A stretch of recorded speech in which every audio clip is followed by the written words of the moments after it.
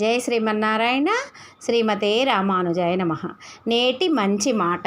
శ్రీకృష్ణ సౌందర్యలహరి నుండి శరణాగతి అంటే ఏమిటో తెలుసుకుందాము. నన్నేలు తరిగొండ నరమృగాకృతిని ప్రత్యక్షమై నన్ను పాలింపు కృష్ణ.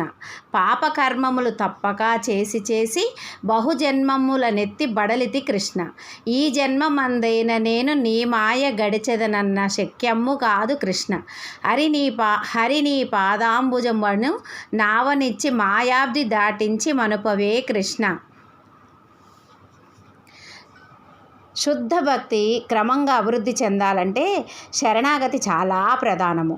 దీని గురించి ఎంత తెలుసుకున్నా తక్కువే.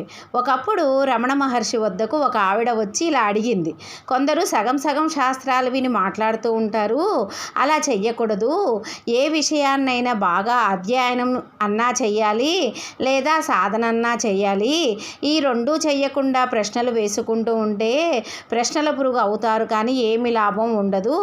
అలా ఆవిడ వెళ్ళి రమణ మహర్షితో మాట్లాడుతూ, మీరు ఎప్పుడు అహం తెలుసుకో అంటారు, కానీ దానికంటే శరణాగతి చాలా మంచిది కదండి అని అన్నది. వెంటనే రమణ మహర్షి గారు, ముందుగా నువ్వు శరణాగతి అంటే ఏమనుకుంటున్నావో చెప్పు అన్నారు. మంచిదో కాదో నేను చెప్తాను అన్నారు. దానికి సమాధానంగా ఆవిడ, శరణాగతి అంటే ఏ కష్టము వచ్చినా భగవంతుడే శరణు అని అనుకోవడం అని సమాధానం చెప్పింది.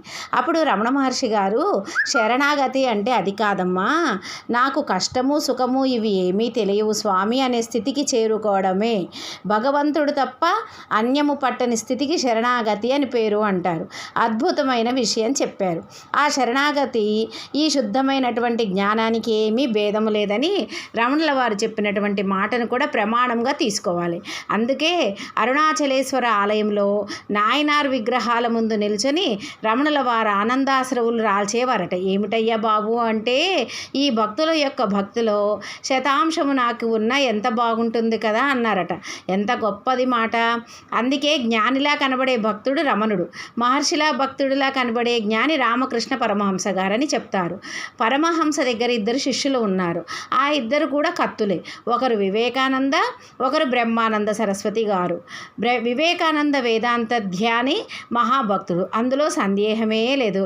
బ్రహ్మానంద సరస్వతి గారు మాత్రం మహాభక్తుడు. అయితే ఒకరు వచ్చి ఇద్దరిలో ఒకరు జ్ఞాన మార్గము, ఒకరు భక్తి మార్గము.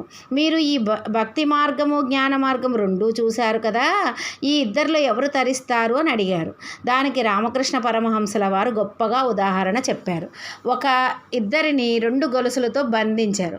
ఒకరిని ఒక గొలుసుతో, ఇంకొకరిని ఇంకొక గొలుసుతో. అయితే తప్పించుకునే విషయంలో ఇద్దరు 2 రకాలుగా చూపించారు.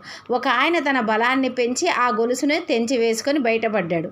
ఇంకొక ఆయన తన శరీరాన్ని క్రమంగా కుంచింప చేసుకొని గొలుసుల కంటే చిన్నవాడై బయటికి వచ్చాడు. మొత్తానికి ఇద్దరు తప్పించుకున్నారు. అయితే పరమాత్మ యందు వినయముతో అనుకోవతో సర్వవ్యాపకుడువు అయిన నీ ముందు నేనెంత అంటూ క్రమంగా అహాన్ని లోపలికి అణుచుకొని పరమాత్మకు అంతర్ముఖుడుగా అయి తరించిపోయిన వాడే ఒకడైతే, అహం దేహి అనే భావన నుంచి అహం బ్రహ్మస్మి అనే భావన వరకు తనను తాను పెంచుకొని పోయినటువంటి జ్ఞాని కూడా అంతేనయ్యా అని అన్నాడు. పెంచుకోవడం లక్ష్యం కావాలే కానీ తగాదా లక్ష్యం కాకూడదు. అందుకే పండితులు సిద్ధాంతులు అనే వాటిని వదిలివేద్దాం. సాధన మాత్రం మనం చేసుకుందాం. శరణాగతి అనే మాటను తెలుసుకొని భగవంతుడే సర్వస్వం అనే భావనతో సాధన చెయ్యాలి. మరి మనం కూడా సాధన చేద్దామా? జై శ్రీమన్నారాయణ. కొనకళ్ళ సంధ్యారాణి. ఓం నమో భగవతే వాసుదేవాయ.